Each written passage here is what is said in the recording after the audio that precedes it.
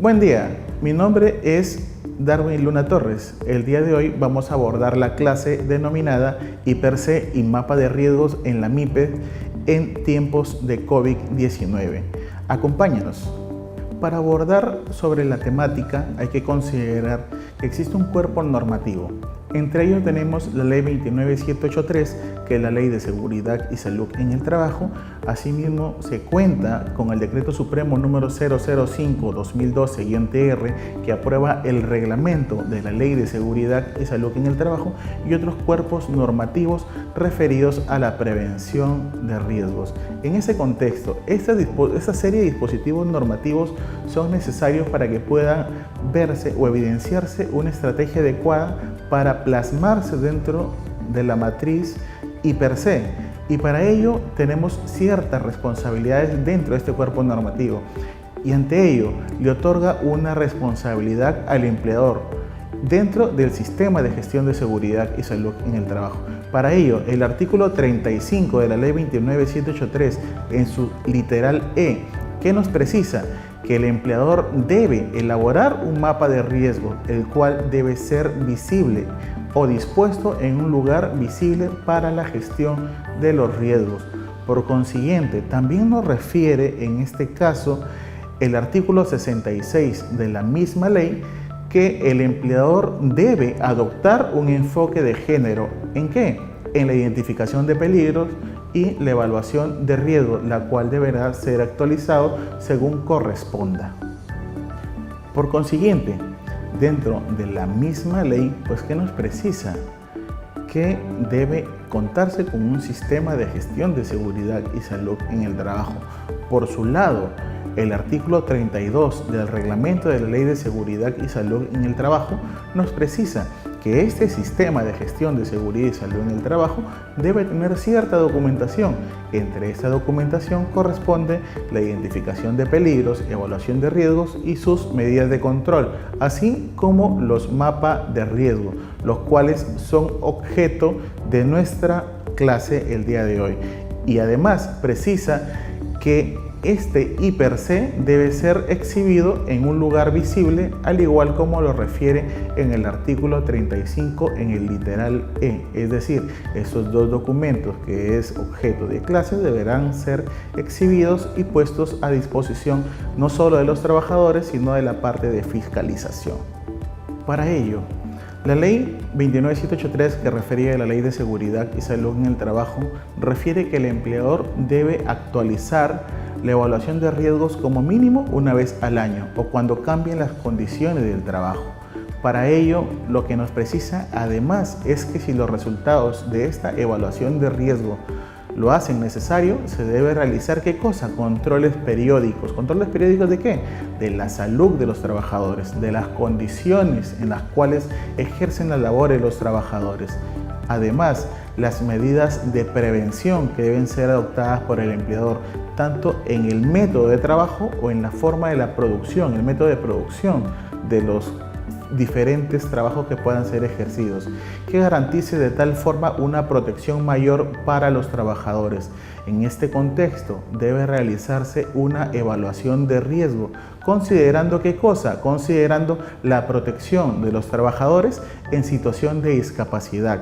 Por consiguiente, debe considerarse una evaluación de los diferentes factores de riesgo que puedan afectar a la procreación, así como la protección de los adolescentes como parte de una masa de los trabajadores, se puede decir, vulnerables o que puedan resultar fácilmente vulnerables en su situación en que se encuentran. Ahora sí, ya que hemos visto parte de nuestro cuerpo legal, hay que ver otra parte importante que ha sido modificada hace poco. El artículo 77 del reglamento de la Ley de Seguridad y Salud en el Trabajo fue modificado por un decreto supremo número 02 del 2020 en este año, en el cual se precisa pues justo que el IPER o IPER-C debe ser actualizado al menos una vez al año, que deba ser puesto en consulta con los trabajadores, con el comité o supervisor de seguridad y salud en el trabajo. Además, que deba ser elaborado por cada puesto de trabajo y elaborado por profesional o por un personal competente. Es decir, este personal competente deberá realizar esta matriz de IPER considerando las actividades rutinarias, actividades no rutinarias, la investigación de los accidentes de trabajo. En este caso también deberá considerar las evaluaciones del sistema de gestión de seguridad y salud en el trabajo, los monitoreos, los diferentes factores de riesgo que puedan encontrarse en el medio ambiente, en el centro de trabajo, entre otras condiciones que han sido determinadas y que usted puede evidenciar aquí en esta lámina. Bien, ahora sí, vayamos adentrándonos a lo que es la identificación de peligros, evaluación de riesgos y medios de control. Para ello debemos considerar la identificación de peligros. ¿Qué corresponde aquí? ¿Qué significa identificación de peligros? Pues es un proceso en el cual se localiza y reconoce que existe un peligro y se definen sus características. Es decir, a través de este proceso podemos determinar cuáles son las características de mi determinado factor de riesgo. ¿Por qué? Porque la propia definición de peligro nos refiere que es una situación o característica intrínseca de algo capaz de ocasionar daños tanto a la persona, a los equipos, a los procesos y al ambiente propiamente. Ya que hemos visto las definiciones, hay que ver cuáles son los tipos de peligros. Para ello, pues, vamos a evidenciar que se cuentan con estos, algunos que son químicos, biológicos, eléctricos, disergonómicos, físicos, psicosociales, locativos y mecánicos, para lo cual debemos considerar estos diferentes factores de riesgo que pueden considerar para el proceso de la identificación de los peligros. Ante ello, debemos considerar que vivimos en una esfera laboral en la cual se presentan estos diferentes tipos de peligros y para lo cual debo protegerme de forma adecuada a través de los diferentes mecanismos o diferentes controles. Es por ello que se aplican la jerarquía de controles para poder determinar en principio los principales controles que van a permitir reducir la exposición de cada trabajador a ellos. Ahora sí, corresponde el turno a la evaluación de riesgo. ¿Qué cosa es la evaluación de riesgo o qué nos permite? Dice que nos permite valorar el nivel o el grado y la gravedad de los diferentes riesgos. Así, vayamos a ver nuestra definición de lo que es riesgo. Riesgo refiere que es la probabilidad que un peligro se materialice en determinadas condiciones y genere daño a las personas, equipo y al ambiente. Es decir, a través del riesgo pueden generarse las diferentes probabilidades que pueda materializarse propiamente el peligro ya identificado. Por lo tanto, nosotros vamos a gestionar los riesgos. Bien, ahora vayamos a ver un pequeño ejemplo en estas imágenes. En la primera imagen vamos a evidenciar a una persona caminando, en la cual tiene un pequeño desnivel. Aquí pues podríamos citar que existe una alta probabilidad de que ocurra un accidente, pero el impacto sería bajo. En la siguiente imagen vemos un hueco pequeño, entonces podríamos referir que existe baja probabilidad y también un bajo impacto. Por lo tanto, el trabajador no podría ser lesionado o existe baja probabilidad de que el trabajador resulte lesionado frente a este riesgo que puede ser evidenciado. En la tercera imagen, hacia abajo, podemos referenciar que existe un pequeño hueco, un desnivel. Sin embargo, en el desnivel existen unas puntas. ¿Y qué ocurre?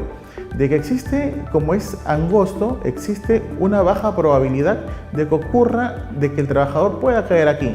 Sin embargo, de caer, el impacto sería alto. Y finalmente, en la imagen que está a su lado derecho, corresponde pues a una alta probabilidad y a un alto impacto. Es decir, tenemos una zanja, tenemos un hueco en el cual existen puntas, existen estructuras metálicas en la cual un trabajador, al desear pasar hacia el otro extremo de caer, existe alta probabilidad de que pueda caer y un alto impacto que podría generar la muerte de este trabajador. Por lo tanto, no solamente los equipos de protección te van a proteger, sino que es necesario tomar en cuenta las diferentes medidas de protección pertinentes para poder salvaguardar mi integridad física y mi salud. Muy bien, ahora vayamos a ver los controles de riesgos.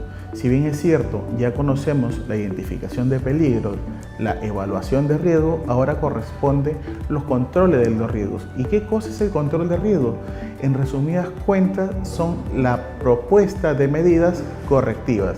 Es decir, aquí van a considerarse las diferentes medidas que va a proponer, en este caso, el especialista, el profesional, para que puedan corregirse los diferentes factores de riesgo y evitar accidentes de trabajo o incidentes peligrosos. Para ello, deberá recurrirse a las medidas de prevención y protección, en ese caso una jerarquía de controles, iniciando por aquellas jerarquías que van a afectar directamente a la fuente, que son considerados en este caso el eliminar el riesgo, sustituirlo o aplicar un control de ingeniería. Cuando vamos a eliminar el peligro, en este caso, corresponde determinar un punto que me permita, en este caso, eliminar definitivamente este peligro. Si no puedo eliminarlo, tengo que sustituirlo. En este caso, si a pesar de haber sustituido persisten los factores de riesgo o los riesgos, corresponderá aplicar controles de ingeniería. Por consiguiente, esto son medidas totalmente duras, es decir, son parte de una barrera dura, son controles más efectivos. Sin embargo, los otros que siguen, que son controles administrativos, son considerados barreras blandas, pues a través de los controles administrativos, si bien es cierto, se reducen los riesgos a través de la capacitación, de establecer señaléticas, de establecer propiamente capacitaciones, procedimientos escritos de trabajo, ello no reduce totalmente los diferentes factores de riesgo. Sí es importante que todos los trabajadores estén capacitados, sin embargo, son considerados como barreras blandas porque dependerá del trabajador. Y finalmente, corresponde en el receptor otorgar un equipo de protección personal. Es decir, después de haber pasado por todo este filtro, primero eliminar, luego sustituir, aplicar controles de ingeniería, pasar por controles administrativos y aún así persisten los factores de riesgo, deberé proporcionar los equipos de protección personal. En este caso corresponderá pues la dotación de equipos de protección, llámese casco, guantes, calzado de seguridad, entre otros equipos de protección que sean referidos a la propia labor del trabajador. Y hay que recordar que aquí estamos frente a controles menos efectivos. Ahora sí, expliquemos con mayor detalle este último cuadro. En principio, hablábamos de eliminar y aquí corresponde modificar un diseño para eliminar los peligros. Es decir, si yo ya cuento con un diseño o cuento con una estructura prediseñada, corresponde ahora modificarlo a efecto de que deba eliminar los peligros ya existentes dentro de este espacio. ¿Para qué? Que estos cambios sean favorables a la producción y también resulten de menor riesgo para los trabajadores. Por ello aquí tenemos una imagen en la cual nos refiere a un trabajador que puede ingresar a un socavón y que existe un alto potencial de derrumbe, existe un riesgo de que pueda caer una estructura. Sin embargo, corresponde de que en este caso el trabajador puede eliminar esta estructura que se encuentra aquí y podría en este caso detonar, eliminar eso que puede caer encima de él. Corresponde en este caso pues de que debe ser corresponde un control totalmente efectivo para que un trabajador pueda no salir lesionado. Si no puedo eliminar, en este caso, ese peligro, entonces, ¿qué corresponde? Que deba sustituir. ¿Pero sustituir a quién? ¿Al peligro? No corresponde sustituir al peligro, sino al trabajador que puede ser afectado. Por lo tanto, ¿podría sustituirlo con quién? Con un robot, por ejemplo, ¿no? Tal como lo muestra la imagen. En este caso corresponde que deba ser sustituido por un robot que va a realizar las labores a efectos de que el trabajador no salga lesionado. Resultaría un poco utópico pensar que podemos incluir a un robot para que ejerza nuestra labor. Sin embargo, lo que se busca es que puedan establecerse diferentes estrategias, no solamente esta, que nos permitan evitar los accidentes de trabajo y las enfermedades profesionales. En este caso nos toca la parte de lo que son los controles de ingeniería, y en este caso debemos considerar como controles de ingeniería, por ejemplo, si tengo una maquinaria que tiene una estructura o piezas en movimiento, el establecimiento de guardas de protección serían considerados controles de ingeniería, es decir, son estructuras que permiten de que el peligro sea atenuado. En este caso, la imagen que nos muestra el mismo peligro identificado al inicio sobre una estructura que está a punto de caer, le colocamos estructuras metálicas que permiten sostenerlos para que el trabajador ejerza su labor. En este caso no estamos sustituyendo al trabajador, sino que el trabajador está ejerciendo su propia labor. Sin embargo, se han aplicado controles de ingeniería que permiten que el trabajador pueda ejercer su función de forma normal o de forma rutinaria. Sin perjuicio de lo referido con antelación, corresponde a los controles administrativos, y dentro de los controles administrativos que puedo establecer para ese mismo peligro, pues corresponde que deba considerar el establecimiento de señaléticas, etiquetado, que brinde capacitación a mis trabajadores. Ya sabemos que dada la coyuntura, las capacitaciones pueden ser también virtuales, que deban realizarse por otro lado inspecciones de equipo, controles de acceso, que debe establecerse un procedimiento escrito de trabajo seguro, que se establezcan horarios de jornadas laborales, horario de trabajo, en este caso el establecimiento, la difusión de señaléticas, entre otras acciones. Estas son consideradas, en este caso, controles administrativos, los cuales permitirán reducir la exposición o reducir los riesgos y exposición de los propios trabajadores a un evento dañoso. Finalmente, nos corresponde evaluar la última jerarquía dentro de los controles, y es la dotación de los equipos de protección personal. Y para dotar un equipo de protección personal corresponde ver las características antropométricas del trabajador, además de los diferentes factores de riesgos a los cuales estoy expuesto. No significa que voy a dotar un equipo de protección por dotarlo o por entregarlo así por así, sino que corresponde en principio evaluar frente a qué factores de riesgo estoy expuesto, y de acuerdo a ello voy a elegir mi equipo de protección. Entre ellos puedo encontrar los anteojos de seguridad, los guantes, las mascarillas, protectores respiratorios, los arnés, entre otros equipos que resulten aplicables para cada caso en concreto, para cada puesto de trabajo o para cada función que realice cada trabajador. Ahora sí, dado que ya conocemos la jerarquía de controles, vayamos a un ejemplo clásico. Dada la coyuntura frente al contagio del COVID, ¿qué hacemos? En principio, decimos cómo eliminamos a la COVID. No podemos eliminarlo, siempre vamos a estar expuestos. ¿Qué corresponde? De repente me quedo en casa. Entonces, ¿de qué forma elimino el riesgo quedándome en casa? Pero siempre voy a necesitar salir, sea por trabajo, sea porque tengo que ir a hacer compras al mercado, al supermercado, entre otros. Entonces, ¿podría sustituir el solo quedarme en casa? Sí, vayamos sustituyéndolo. Decimos, hagamos trabajo remoto, no hagamos trabajo presencial. Concordemos con el empleador y hagamos un trabajo remoto, teletrabajo. Pero también tengo que hacer compras, entonces no salgas a comprar, hagamos compras online. De esa forma de ser efectivo, lo podríamos hacer. Sin embargo, también existe el factor de riesgo, persiste el riesgo, porque hay una persona que te va a entregar, que va a estar en contacto contigo, que también estuvo en contacto con otras personas. Por lo tanto, entonces vamos a establecer barreras físicas que permitan alejarme, eliminar el contacto directo con estas personas.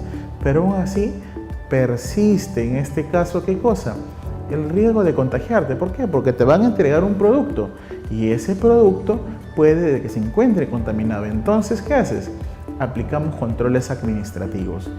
Por ejemplo, señaléticas. Antes de ingresar debe desinfectarse la persona que va a ingresar, el producto que va a ingresar debe ser desinfectado, establecemos los procedimientos escritos de trabajo pertinente, brindamos capacitación no solamente a la persona que está frente al riesgo, sino también a aquellas personas que pueden estar en primera línea, y también que deba considerarse el distanciamiento social. Finalmente, sabemos que a pesar de contar con estos puntos, con esta jerarquía de control ya establecido, aún así podría contagiarme, y en última instancia tienen que brindarme ¿qué cosa? Brindarme una mascarilla, un protector facial. ¿Para qué? Para poderme proteger, porque voy a estar en contacto posiblemente de forma directa con el producto o con la propia persona, a pesar de haber establecido dentro de los controles administrativos un procedimiento escrito, un procedimiento de trabajo, haber estado capacitado, aplicar controles, llámese desinfección, entre otros. Sin embargo, resultaré estando afectado. Por lo tanto, la última barrera sería el establecer o dotar de equipos de protección personal. Sin embargo, no son totalmente efectivos. Bien, ahora que ya conocemos la identificación de peligros, la evaluación de riesgo, los controles y también la jerarquía para poder determinar los controles, corresponde analizar los métodos, en este caso para la matriz HIPER. Hay que recordar aquí algo importante: no existe una única metodología para poder realizar mi HIPER-C. Sin embargo, a través de la resolución ministerial número 050/2013 se establecen ciertas metodologías que sirven como una referencia para que el empleador pueda utilizarlo. En este contexto podemos mostrar una matriz denominada 6x6 para la evaluación de riesgo, en los cuales se muestra un cuadro de doble entrada. Por un lado se tiene la severidad y por otro lado la probabilidad de los daños. En este caso corresponde determinar cuán probable es de que ocurra un hecho y de acuerdo a ello determine cuán severo podría ser. Y ese numerito es el que va a ser reflejado dentro de la matriz, la intersección de este, ¿no?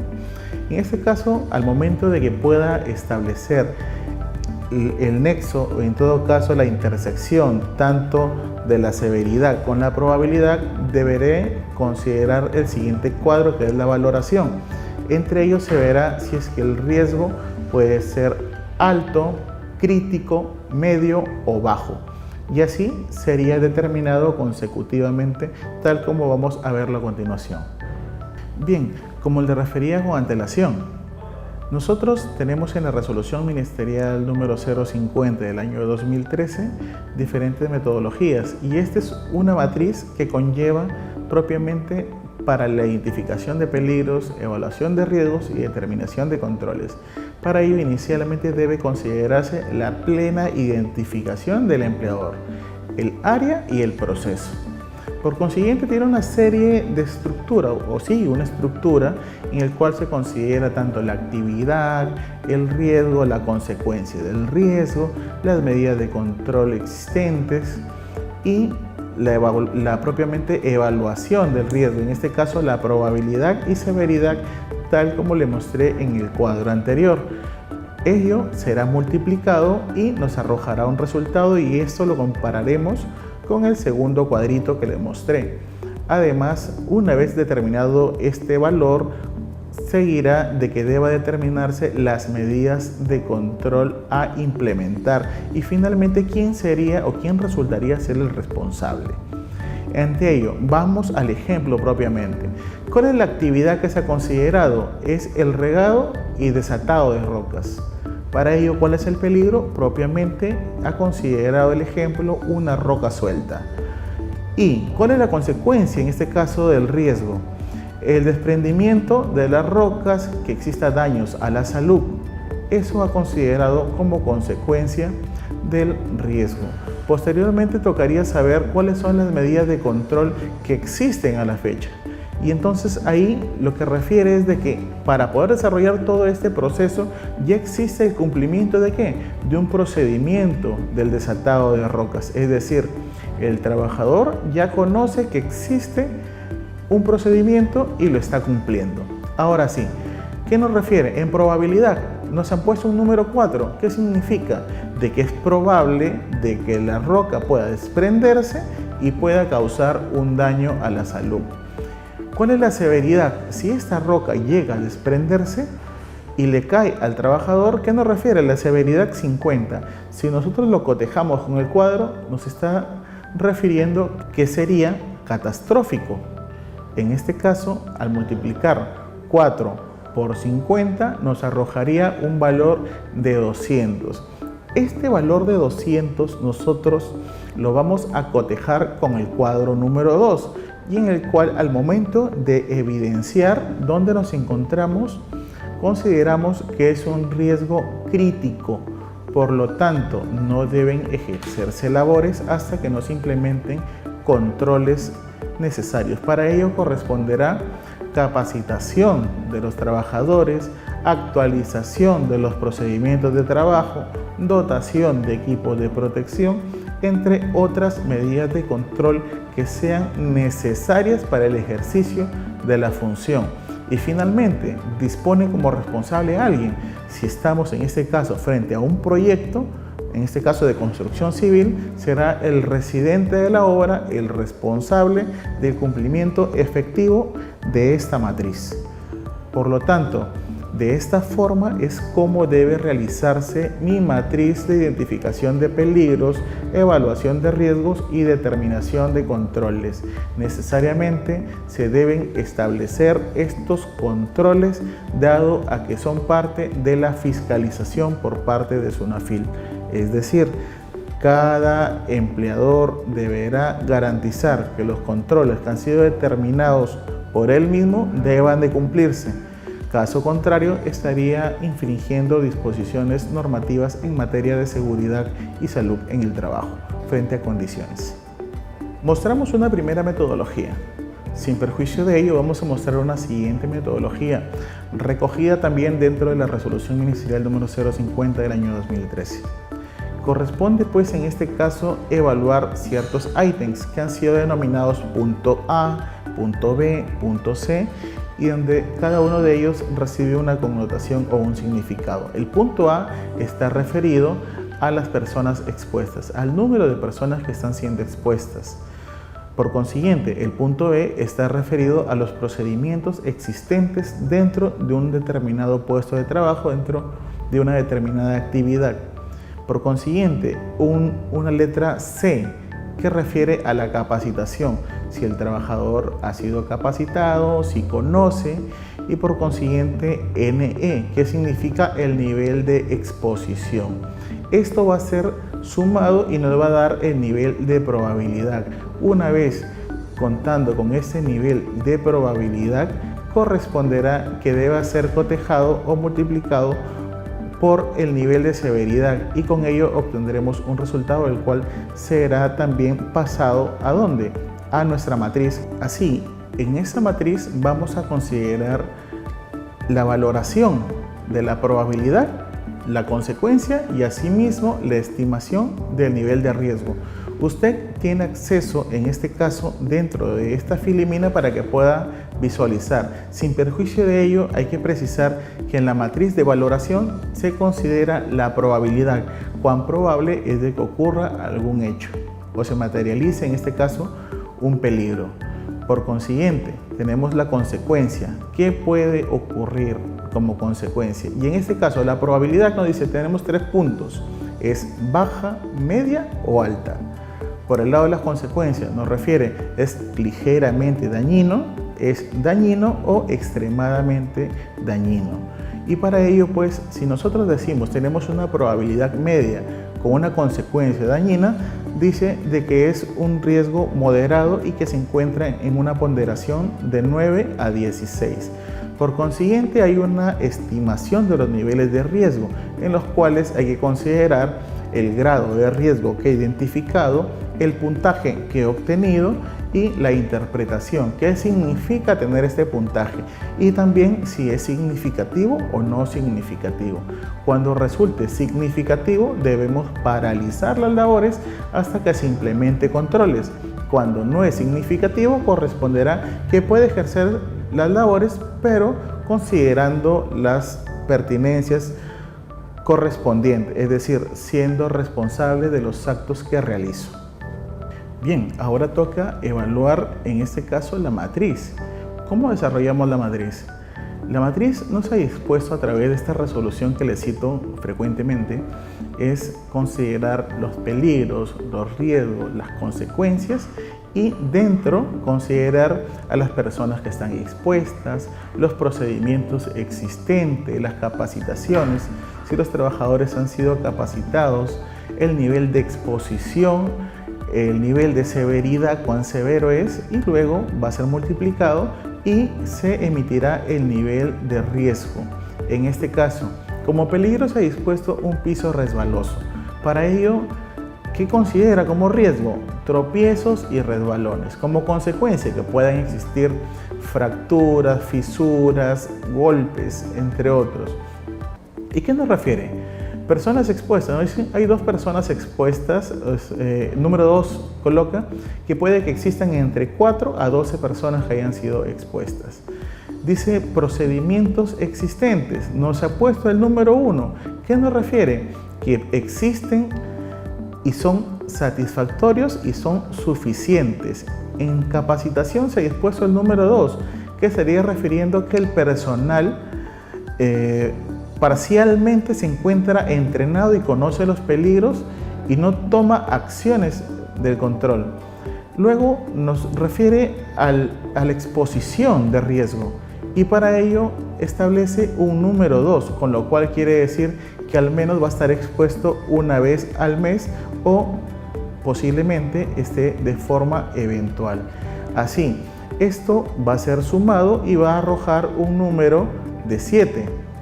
Este 7 corresponde que deba ser multiplicado por la severidad. En este caso, la severidad que refiere es que exista una lesión sin incapacidad y para ello, al multiplicar 7 por 1 me arrojará 7. Para ello tendré que evaluar qué significa ese 7 en nuestra tabla siguiente.